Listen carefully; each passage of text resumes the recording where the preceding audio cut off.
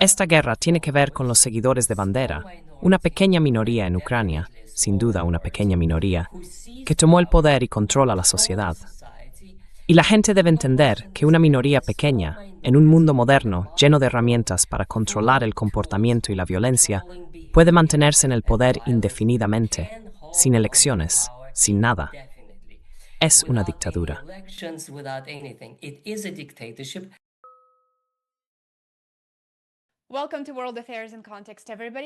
Bienvenidos a World Affairs in Context, a todos. Hoy estoy encantado de volver a recibir a nuestro buen amigo, el Dr. Vladimir Brovkin. Vlad fue profesor en Harvard y es autor de numerosos libros sobre política e historia, incluido su más reciente, titulado De Vladimir Lenin a Vladimir Putin, una lectura realmente fascinante. Dejaré el enlace en la descripción. Además, Vlad dirige un canal de YouTube excelente, History and Politics with Dr. Brovkin. No dejéis de echarle un vistazo. Tengo que decir que veo sus vídeos con total fidelidad y los recomiendo muchísimo. En la conversación de hoy, Vlad y yo nos centraremos en la trayectoria estratégica de Rusia, el futuro del conflicto en Ucrania, el surgimiento de un mundo multipolar y las implicaciones más amplias para la seguridad global. Vlad, bienvenido de nuevo al programa. Me alegra muchísimo volver a verte. Gracias, Lena. Es un honor estar en tu programa. Muchas gracias. Bueno, gracias por tus amables palabras. Es un honor tenerte aquí. Ha habido una escalada evidente en la guerra de Ucrania últimamente, y mientras los medios occidentales siguen insistiendo en la misma narrativa de siempre, la de Zelensky luchando por la democracia, me gustaría que analizáramos a fondo qué significan realmente los acontecimientos recientes y cuáles pueden ser sus consecuencias. No hay mejor manera de empezar que compartiendo un análisis del discurso del presidente ruso, Vladimir Putin, en el Foro Económico de San Petersburgo. Fue un evento muy importante. En su discurso, Putin hizo hincapié en la soberanía, la competencia estratégica y la rivalidad entre grandes potencias. También ofreció detalles clave que aclaran el enfoque de Rusia respecto a la guerra en Ucrania, que ha ido evolucionando, y compartió algunas reflexiones sobre el papel político y económico de Rusia a nivel internacional. ¿Qué impresión te dejó el discurso de Putin?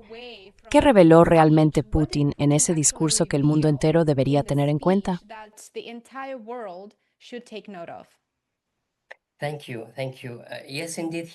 Gracias. Gracias. Sí, efectivamente, lo hizo. Y la verdad me sorprendió bastante porque en su discurso sobre Ucrania parecía haber dos mensajes contradictorios. Para empezar, diría que Ucrania no fue el tema más importante que trató. De hecho, dentro de su visión general del mundo, Ucrania ni siquiera ocupa el segundo lugar. Está más bien en una posición de muy importante, pero no esencial. Y eso también resulta interesante, porque nosotros parecemos estar completamente centrados en la guerra de Ucrania. Pero el mensaje contradictorio es que, por un lado, él claramente, y estoy convencido, es mi interpretación, claramente no va a atacar a ningún país europeo. No lo va a hacer, por muchas provocaciones que haya. Incluso si se demostrara que, por ejemplo, Estonia cede su espacio aéreo, él no va a actuar de esa manera.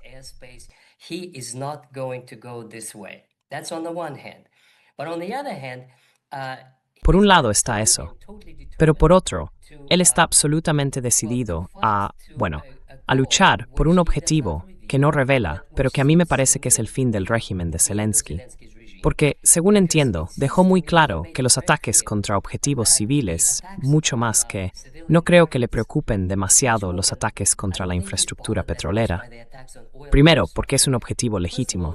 Y segundo, como dije en mi vídeo anterior, son picaduras de mosquito. Quiero decir, sí duelen, y duelen bastante, pero en realidad no cambian nada a largo plazo. Es solo cuestión de cuántos días o semanas se tarda en reparar tal o cual instalación. Es una cuestión de dinero, nada más. Y eso no es algo que pueda cambiar el curso de la guerra.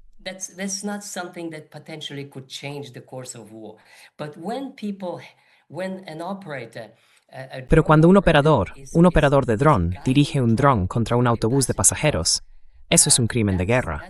Lo mires como lo mires. Occidente debe reconocerlo como un crimen de guerra. Es lo mismo que atacar un dormitorio infantil. Lo mismo que golpear un edificio de viviendas en Moscú. Una cosa es cuando hay daños colaterales. Y como siempre muestra la prensa occidental, dicen, tal centro comercial, tal tienda está ardiendo. O incluso edificios de apartamentos en Kiev. Y muestran, los rusos atacaron, los rusos atacaron. No, no es verdad. Los rusos no atacan edificios de viviendas. Cuando son alcanzados, es por los restos que caen de los misiles que intentan derribar drones rusos u otros proyectiles rusos. Pero no es algo intencionado. Eso es daño colateral. Pasa porque la guerra se libra en el cielo, pero no son objetivos deliberados.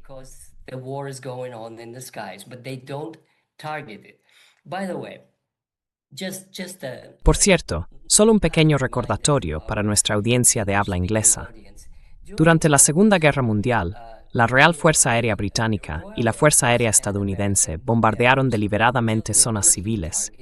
Y uno de los mayores crímenes de aquella época fue el bombardeo de Dresde, en febrero de 1945, cuando murieron 250.000 personas en un solo día bajo las bombas de la Real Fuerza Aérea. Desde entonces, eso se considera un crimen de guerra, y los rusos no lo están haciendo. En fin, volviendo a tu pregunta, lo interesante es lo decidido que está. Simplemente dice que no hay nada de qué hablar sobre Zelensky, y termina con palabras como rabotaite, tovarishchi, que significa trabajad, camaradas. Y mucha gente me pregunta, ¿qué quiso decir con eso? ¿Por qué lo dijo? ¿Tú sabes la respuesta, Lena?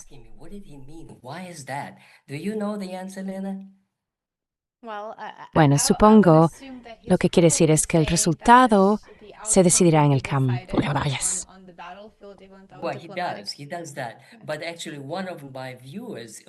Sí, lo hace. Pero de hecho, uno de los espectadores de mi canal me escribió una explicación y la comprobé, y tiene sentido. La historia es que hace algún tiempo, no recuerdo en qué año, había una banda terrorista en Dagestán que capturó a varios policías rusos. Uno de ellos se llamaba Muhammad, y iban a matarlo. Él sabía que lo iban a matar, y justo antes de que lo hicieran, gritó una frase que significa «Seguid luchando, camaradas». Y desde entonces, esa frase se hizo bastante conocida.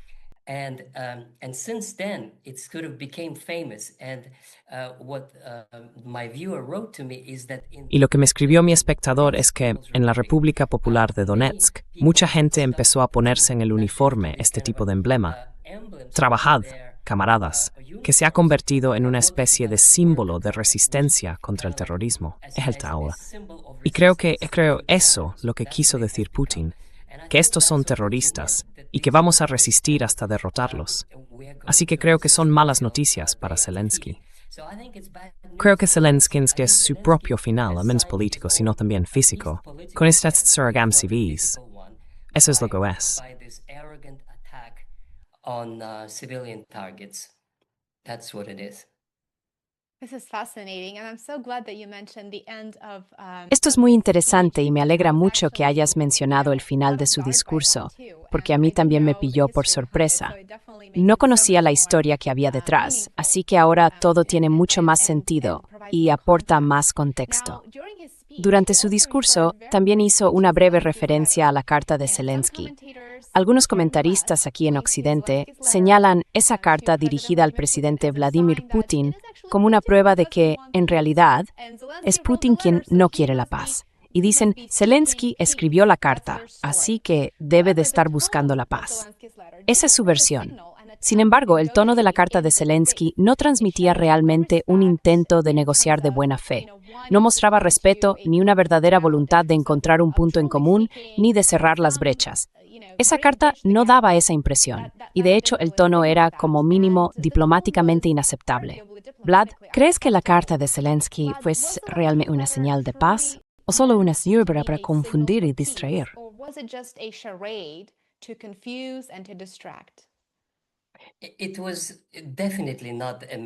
No era en absoluto un mensaje para negociar. Era arrogante y estaba lleno de insultos y provocaciones. Cosas como, te pillamos en San Petersburgo, podríamos haberte arruinado el desfile, podemos hacer esto, podemos hacer aquello. Es pura fanfarronería. Ya sabes, lo típico. La gente debería entender que Zelensky es un showman. Siempre quiere ser el centro de atención. Es como un actor que necesita constantemente ser admirado y aplaudido. Y por eso va todo el tiempo a las capitales europeas, donde le abrazan, le elogian y le dan dinero. La carta es en realidad un ejercicio de autoelogio. Mira qué tipo tan macho soy. Soy más joven que tú. Tú ya eres viejo, te vas a morir y yo te voy a sobrevivir. En fin, está llena de provocaciones insultantes.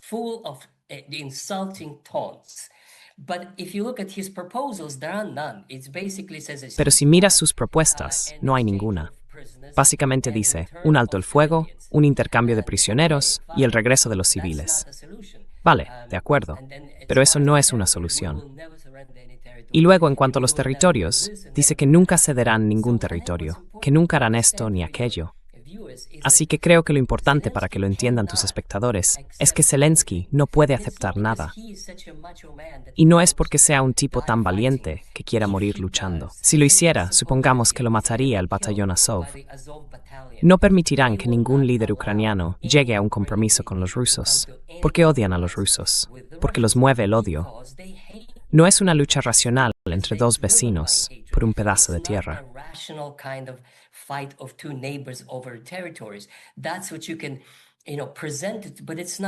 Eso es lo que se puede presentar, pero no es así. Esta guerra no va de territorio. Esta guerra va de los seguidores de Bandera, una pequeña minoría en Ucrania, sin duda una minoría muy pequeña, que tomó el poder y controla la sociedad. Y la gente tiene que entenderlo. Una minoría pequeña, en un mundo moderno, lleno de herramientas para controlar el comportamiento y la violencia, puede mantenerse en el poder indefinidamente, sin elecciones, sin nada. Es una dictadura, pero una dictadura dentro de otra dictadura. Zelensky fue elegido en 2019 con un programa de paz. Es rehén de los que odian a Rusia, los seguidores de Bandera, y no puede permitirse apartarse de ellos. Así que lo que hace, y desde entonces su ideología ya no importa, es básicamente ganar dinero y guardarlo para cuando vengan tiempos difíciles.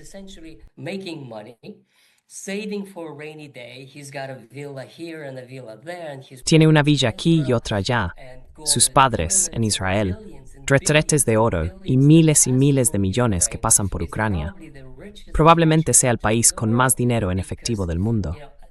Porque mira, hay una historia curiosa que tengo que contarte. Vi un programa que decía que había una empresa en Occidente que fabrica yates de lujo y contaban que tienen una lista de pedidos hecha solo por ucranianos para varios años por delante. Y cada uno de esos yates cuesta, no sé, 100 millones, 500 millones de dólares. No lo sé. Yo no tengo un yate. En fin, el caso es que ese es el tipo de élite del que hablo. Gente que usa su posición para beneficio personal. Eso es beneficio. Esa es la definición clásica de corrupción. Usar un cargo público para obtener un beneficio personal. Eso es lo que él está haciendo. Todo lo demás es puro teatro. Es solo un espectáculo. No es una conversación seria en absoluto.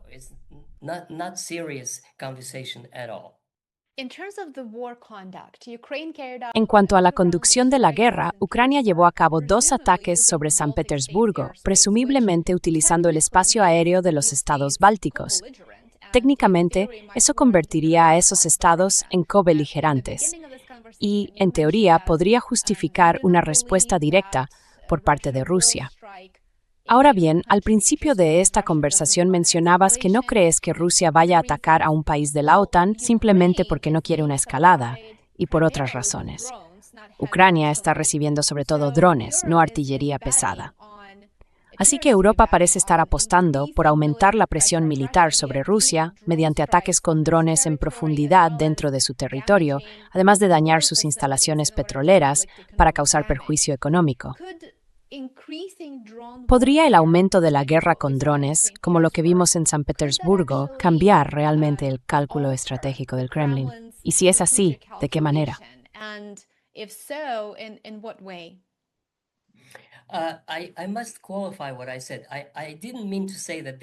Debo matizar lo que dije. No quise decir que no habrá respuesta. Haga lo que haga Occidente. Lo que intento decir es que Putin afirmó que si saben de dónde vino algo, pueden golpear ese lugar. Pero sería una especie de quid pro quo si, por ejemplo, se tratara de un aeródromo estonio desde donde se originó el ataque. No descarto que los rusos atacaran ese aeródromo, pero no van a bombardear Tallinn, no van a bombardear Berlín, no van a usar misiles balísticos, ni nada por el estilo. ¿Por qué?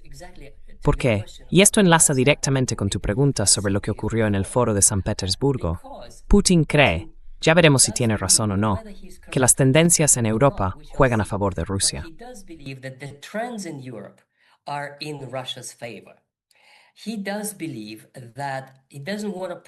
Él cree que no quiere provocar ni antagonizar al pueblo europeo. Porque si atacas, por ejemplo, una fábrica en Berlín, puedes imaginar la conversación en el círculo más cercano de Putin. Vale, vamos a golpear esta fábrica, vamos a destruir la instalación que produce esto y aquello. Nos servirá un poco. Pero ¿cuál es el coste en términos de imagen pública? Enorme. Porque van a gritar y a quejarse de la agresión rusa y entonces van a movilizar a la opinión pública diciendo que los rusos vienen y lo siguiente que harán será decir que van a invadir esto o aquello. Así que él no quiere caer en esa trampa. Y sigue repitiendo, Rusia no tiene planes de invadir Europa. Rusia no tiene planes de atacar Berlín, ni siquiera las instalaciones metalúrgicas de Orion en este momento.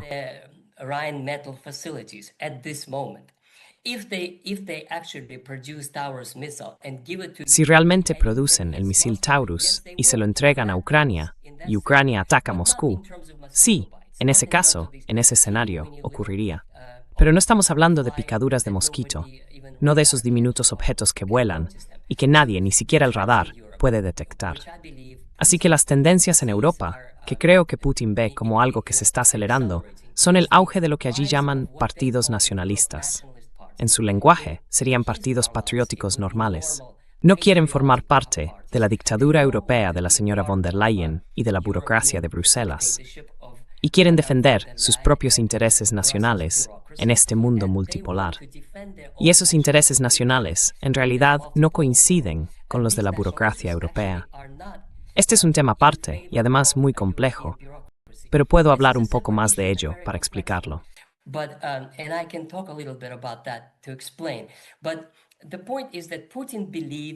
La cuestión es que Putin cree que el tiempo juega a favor de Rusia. Y yo quise comprobarlo, es decir, comprobar a Putin y me puse a revisar algunos datos sobre las tendencias políticas en Alemania. Y me quedé sorprendido con lo que vi. Lo que vi fue que el 30% de la gente en Alemania Occidental apoya a AfD, Alternativa para Alemania. 30%. Es el partido político más grande incluso en Alemania Occidental. Y en Alemania Oriental es el 45%. En conjunto, quiero decir, ahora mismo son el primer partido político de Alemania. Ahora bien, si todos se unen contra ellos, como han estado haciendo, eso solo lleva a un resultado más. Todos esos todos están perdiendo todo el tiempo y AfD está ganando todo el tiempo. ¿Por qué?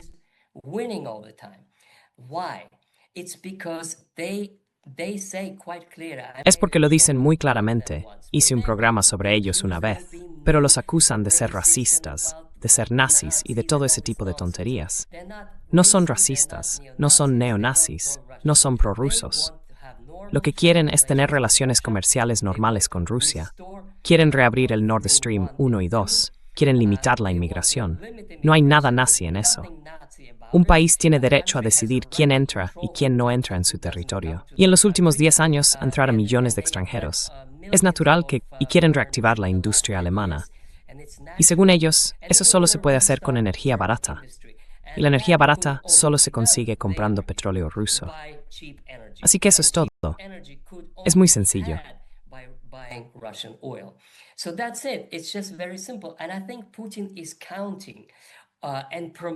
Y creo que Putin está contando con eso y fomentando esa tendencia inevitable de que Europa recupere la sensatez, se dé cuenta de que Rusia no es un peligro. Y por tanto, ¿qué sentido tiene seguirles el juego y responder con dureza a algo que podría resolverse de otra manera? Así que creo, esta es una de mis principales conclusiones, que va a haber una intensificación de la guerra contra el régimen de Zelensky. De eso estoy seguro. Pero no habrá una intensificación de los ataques contra los países europeos, incluidos los que suministran drones. Encontrarán otras formas, porque las hay, de disuadirlos. Y podemos hablar de cuáles. Pero hay muchas otras maneras de dar una lección a Dinamarca, a Polonia, a Lituania o a otros países que están deseando enfrentarse a Rusia.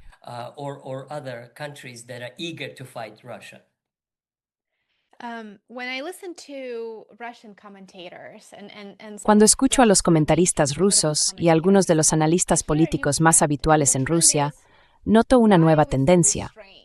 Y esa tendencia es, ¿por qué somos tan contenidos? ¿Quién nos está frenando? ¿Qué nos impide avanzar? Y mientras hay tanto debate sobre la postura internacional de Rusia, sobre su política exterior y su actitud hacia sus adversarios en Europa y en Estados Unidos, que según algunos podrían considerarse también como copartícipes en el conflicto, también se habla de los cambios internos y de las presiones internas al presidente ruso y su equipo de gobierno.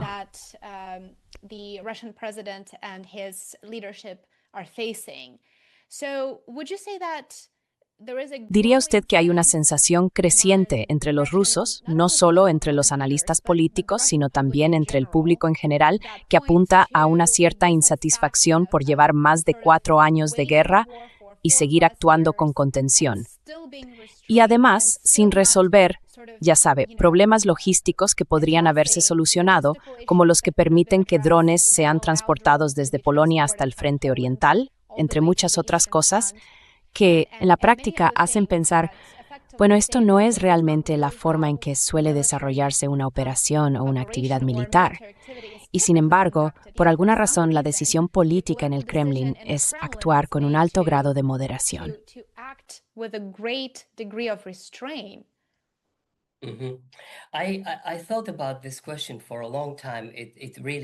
He estado pensando en esta pregunta durante mucho tiempo. Me molesta de verdad, y ya tengo la respuesta. Por eso me gustó tanto su discurso en el Foro de San Petersburgo. Ahora sí tengo la respuesta, cosa que no tenía hace una semana. Y es muy sencilla. Putin lo tiene todo en cuenta, y los analistas rusos no. Sí, hay cierto cansancio por la guerra, y cuanto más golpea Zelensky objetivos rusos, él cree que desestabiliza Rusia y que la gente se levantará contra Putin. No. Es justo al revés. Los rusos quieren que Putin le golpee con más fuerza y más rapidez y que ponga fin a la guerra cuanto antes.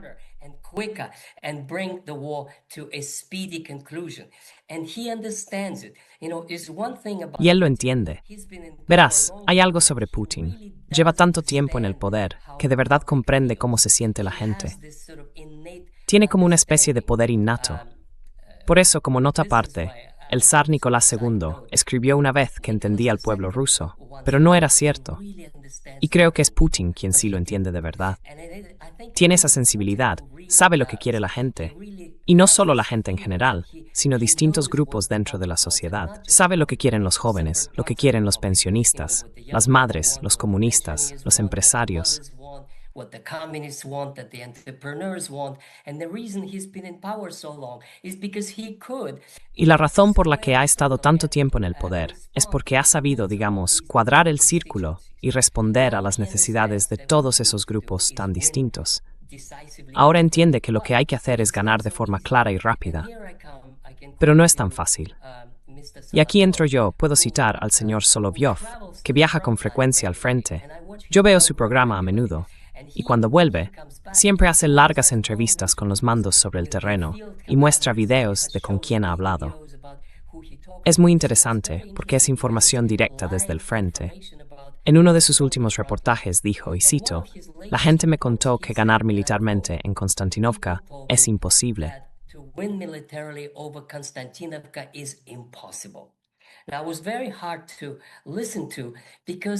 Eso fue muy difícil de escuchar, porque se llama saturación de drones. Significa que hay tantos drones que llegan a ser más que los propios soldados.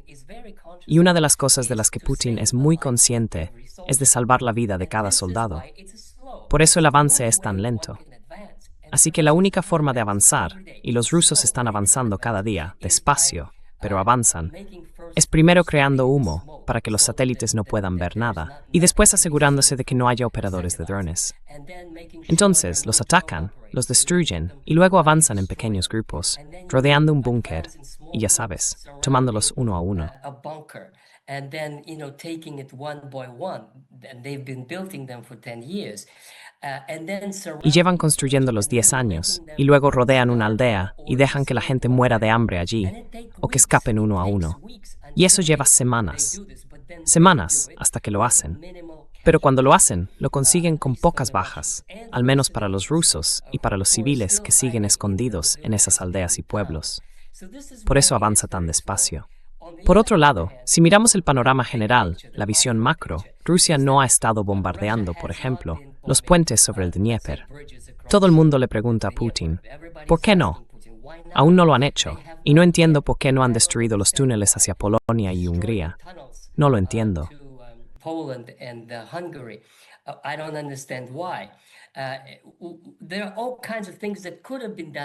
Hay todo tipo de cosas que podrían haberse hecho y que todavía no se han hecho. Y mi única suposición es que eso sigue guardado en la manga. Es algo que podría escalar al siguiente nivel. Lo que están haciendo ahora, y que antes no hacían, es destruir por completo la industria ucraniana, cualquier tipo de industria. No va a quedar electricidad. La planta de Artyom está destruida, la que fabricaba misiles Firepoint. Así que recogen información de inteligencia y luego destruyen, ya sabes, una fábrica tras otra. Vuestros oyentes deben entender que Ucrania, igual que Rusia, porque formaba parte de Rusia, es un país muy, muy industrializado.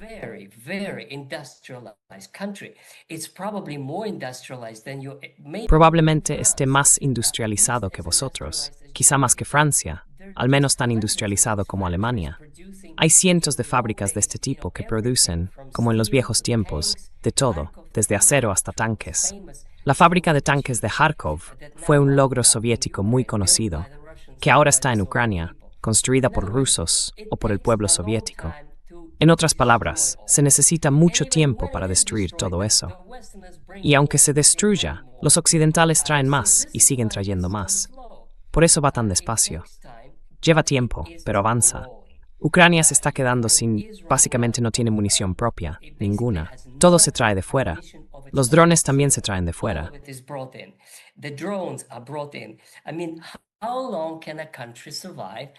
Quiero decir, ¿cuánto tiempo puede sobrevivir un país dependiendo de que todo le llegue de fuera? No solo en cuanto a material de guerra, sino también para la vida cotidiana. La gente está sobreviviendo con muy poco, porque hay muy poco disponible para comprar. Así que creo que esas explicaciones válidas. Pero uno podría, si yo pudiera preguntarle a Putin, le diría, Vladimir Vladimirovich, ¿por qué no estás volando los túneles? ¿Por qué no destruyes las vías que van hacia Polonia, Hungría y Rumanía? ¿Por qué no has bloqueado completamente su apoyo, de modo que no entre ni salga nada? Eso no se ha hecho. Y todavía se podría hacer, antes de hablar de cualquier ataque contra objetivos de Europa Occidental.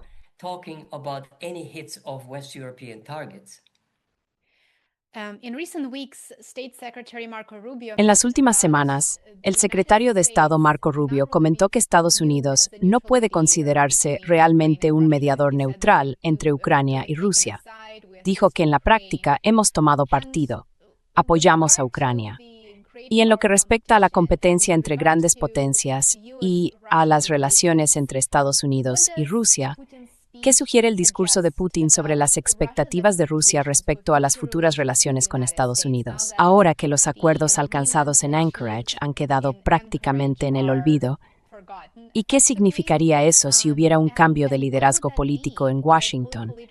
Tenemos las elecciones de mitad de mandato en noviembre y, por supuesto, se supone que este también es el último mandato de Trump.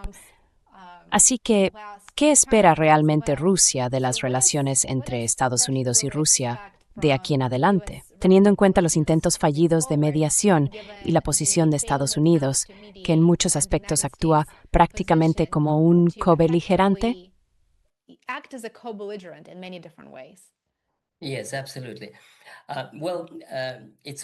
Sí, absolutamente.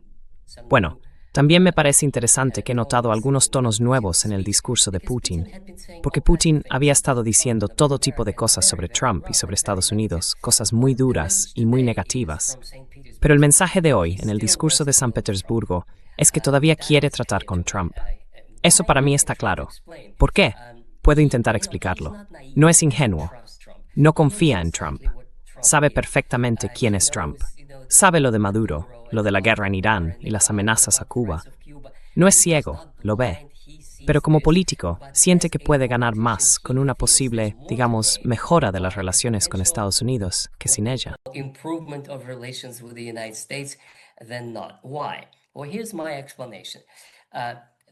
¿Por qué? Bueno, aquí va mi explicación. Hay que aprovechar al máximo la brecha entre los europeos y los estadounidenses. Y los estadounidenses están más cerca de Rusia. Culturalmente, el programa MAGA de Trump está muchísimo más en sintonía con los valores morales de Putin y con la forma en que se organizan las sociedades. Eso por un lado.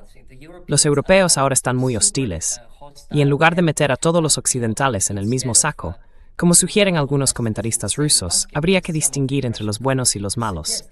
Los malos son los líderes europeos actuales, que quizá cambien dentro de un año o dos. Ahora bien, ¿qué podría ganar Rusia cooperando con Estados Unidos?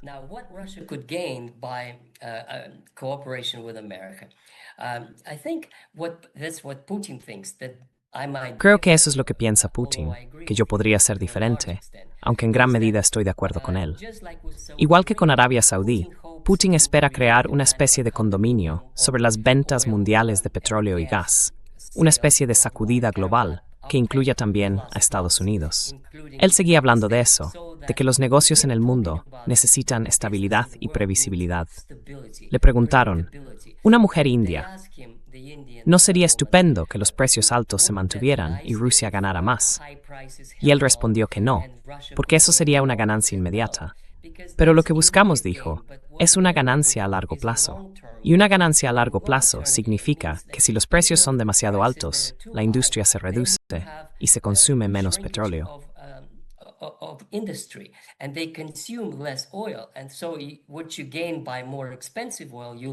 Así que, lo que ganas con un petróleo más caro, lo pierdes a largo plazo vendiendo menos.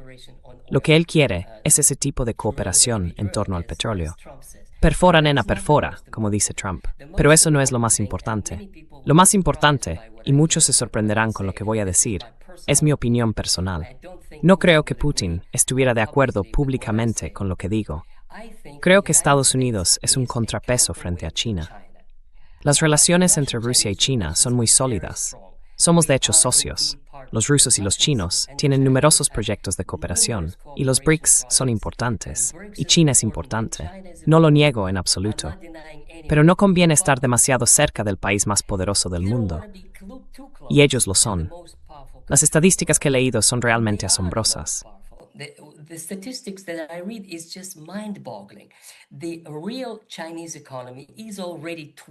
La economía real de China ya es el doble que la de Estados Unidos.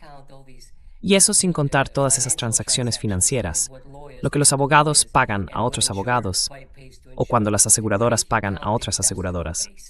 Me refiero a la base industrial. Así que, a mí me parece que lo que Putin busca es un momento en el que Estados Unidos se dé cuenta, y ya había señales de que Vance hablaba en ese sentido antes de las elecciones, se dé cuenta de que América necesita a Rusia, que América necesita a Rusia como contrapeso frente a China. No es que Rusia vaya a lanzarse a los brazos de Estados Unidos y olvidarse de China, no.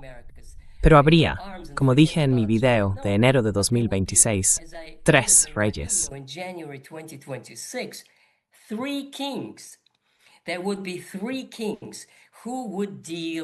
Habría tres líderes que negociarían y llegarían a acuerdos, y lo más importante, vivirían en paz.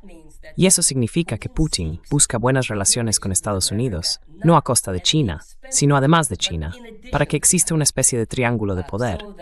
Además, podría haber muchísimos proyectos mutuamente beneficiosos en Siberia, y ese corredor comercial que pasaría por Alaska y Siberia, entre muchos otros. Ahora bien, los estadounidenses siguen comportándose como niños ingenuos que no entienden el curso de la historia. Siguen actuando como si fueran los número uno. Quizá algún día se den cuenta, cuanto antes mejor, de que ya no lo son, ni siquiera en el ámbito militar.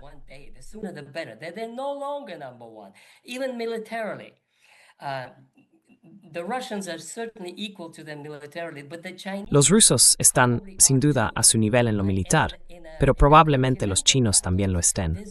Y en una batalla continental, No hay nadie que pueda igualar a los chinos, ni siquiera a los rusos. Quiero decir, son colosales, están bien equipados, bien alimentados, con el equipo más moderno. Son la potencia más grande y más fuerte del planeta, también en lo militar. Así que creo que ese es el razonamiento de Putin. Por eso me impresiona tanto, porque piensa de forma histórica. No piensa en hoy, ni en mañana, ni en dentro de un año o dos. Piensa en qué pasará dentro de 5 o 10 años. ¿Dónde estará Rusia en ese nuevo mundo que se avecina?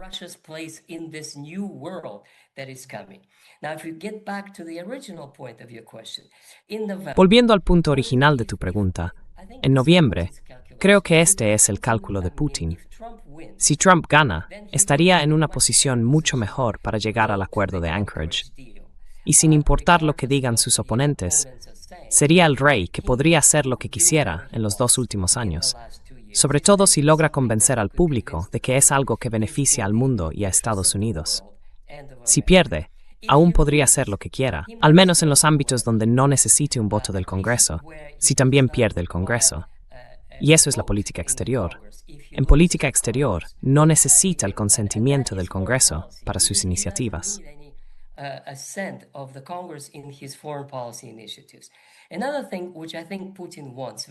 Otra cosa que creo que Putin desea mucho es ayudarle a salir del enredo de la guerra con Irán. Creo que eso es sincero, y ahí es donde Rusia tiene una posición realmente única, porque son amigos de Irán. He leído la prensa iraní sobre el discurso de San Petersburgo, y el tono es muy cálido. Es muy favorable a Putin, y están muy agradecidos a Rusia y a Putin por su apoyo. Por otro lado, Putin quiere ayudar a Trump a encontrar una salida, a ver cómo salir de ahí. Y eso no es fácil, porque Estados Unidos no es lo bastante fuerte como para librar una guerra y ganarla contra Irán. Ya sabes, eso requeriría un ejército de 2 millones de soldados, una invasión y unos recursos enormes, que Estados Unidos, hablando con franqueza, no tiene, a menos que decidas bombardearlos.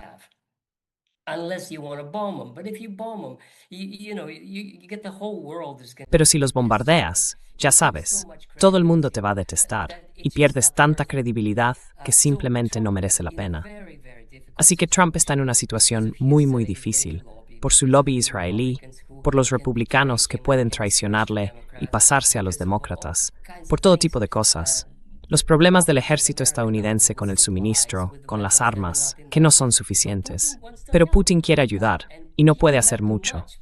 Lo que sí podría hacer es, ya sabes, usar su influencia sobre los iraníes para que sean menos tercos y acepten algo que pueda acordarse con la cabeza fría, en lugar de dejarse llevar por la venganza y el odio. En ese sentido, creo que el papel de Putin podría ser muy importante.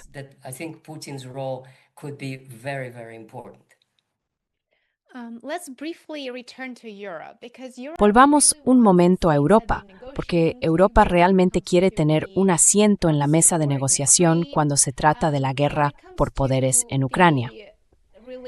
En cuanto a las relaciones con Washington, da la impresión de que Europa se ha convertido bastante en un vasallo y está intentando, de algún modo, trazar su propio camino en muchos aspectos, sobre todo en el contexto de la guerra en Irán, porque se negó a prestar ayuda a la administración Trump.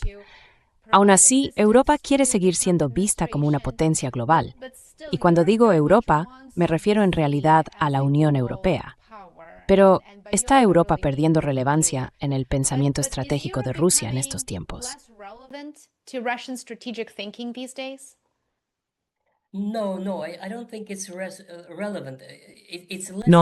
No creo que sea relevante.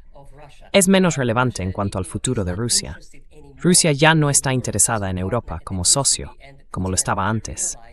Y Putin y Rusia se dan cuenta de que eso no va a ocurrir. Y si llegara a ocurrir, tardaría 10 o 20 años en volver a ser como antes, si es que alguna vez sucede. Así que desde ese punto de vista, Europa ya no cuenta. Otro punto importante es que Europa, como socio comercial y por su capacidad industrial, está perdiendo relevancia, porque el centro de gravedad de la producción mundial se está desplazando hacia el este. La Alemania de los años 80 era una superpotencia, pero la Alemania de 2026 no lo es. Es una zona industrial relativamente importante, pero también relativamente atrasada. igual que Francia.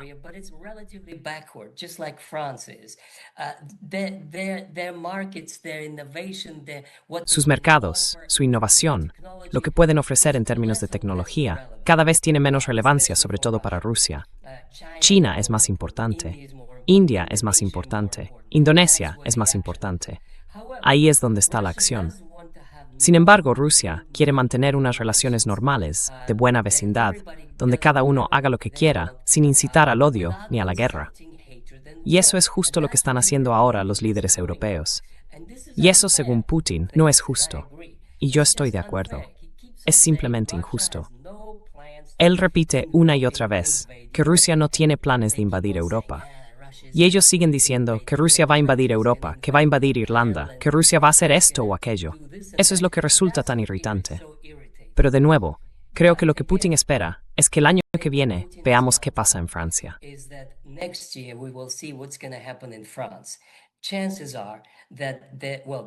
Lo más probable, bueno, en realidad con toda seguridad, es que Macron ya no siga.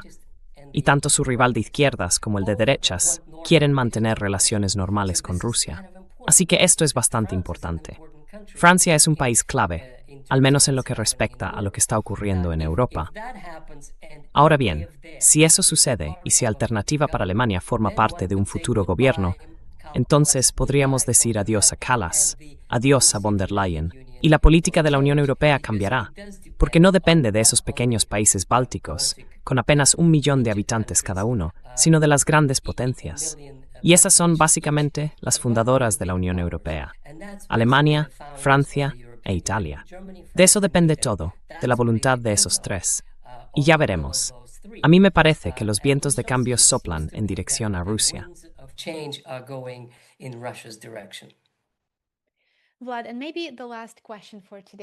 Vlad, quizá esta sea la última pregunta de hoy.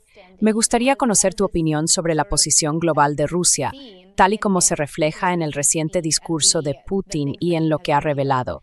Dedicó una atención importante a las asociaciones con Asia, África y Oriente Medio, que por supuesto son muy relevantes. ¿Cómo ve el liderazgo ruso el papel de Rusia en este orden internacional en transformación? ¿Y cómo entiende su implicación en Asia, África y Oriente Medio en este mundo que está cambiando?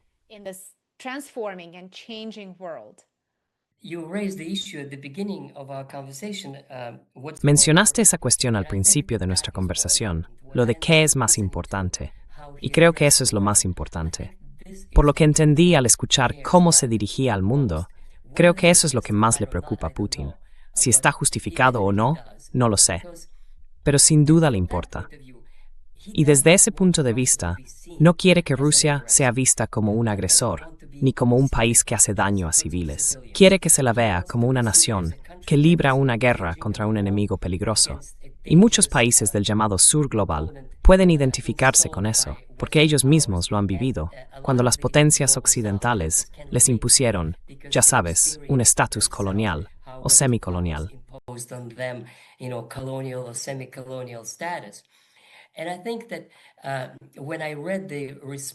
Y creo que, cuando leí la reacción de hecho me tomé el tiempo de mirar la respuesta de los grandes medios en Indonesia, en Tanzania, en Sudáfrica, en Brasil y en todos los países del grupo BRICS, incluida Arabia Saudí. Todos son muy positivos y están muy entusiasmados con el futuro y con el papel de Putin. Putin tiene, y esto creo que el público occidental debe entenderlo, un respeto enorme. Hay gente que directamente lo venera como al gran líder que es, pero es increíble el apoyo tan amplio y el entusiasmo que despierta en los medios de todo el mundo. Y podéis comprobarlo. Me dirijo a vuestra audiencia. Simplemente buscad en Google y preguntad cómo fue recibido el discurso de Putin en tal o cual país. Y veréis lo mismo que yo vi.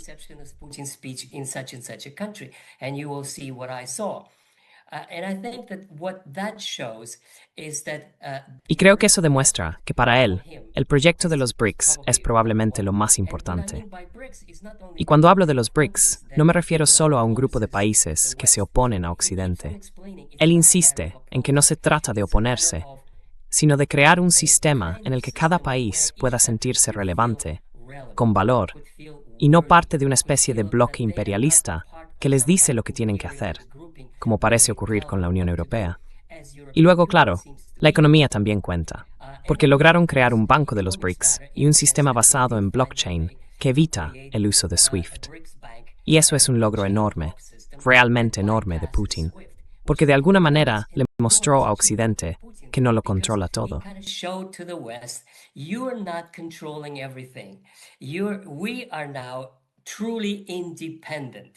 Ahora somos realmente independientes de vosotros.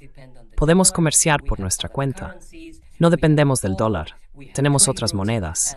Tenemos oro. Tenemos rutas comerciales. Y con nosotros está la mayoría de la humanidad. Y creo que ahí es donde está su corazón. Pienso que Putin es un líder, o uno de los líderes, del mundo no occidental. Creo que eso es lo que le impulsa y le entusiasma más que nada. Y desde ese punto de vista, ganar la guerra en Ucrania es muy importante para él dentro de su país. Pero no es ahí donde está su corazón.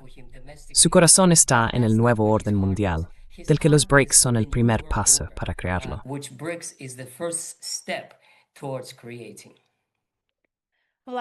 Bueno, muchísimas gracias por esta conversación tan interesante. Siempre es un placer conocer tu opinión y tu experiencia. Gracias por acompañarnos hoy. Muchas gracias. Gracias. Thank you.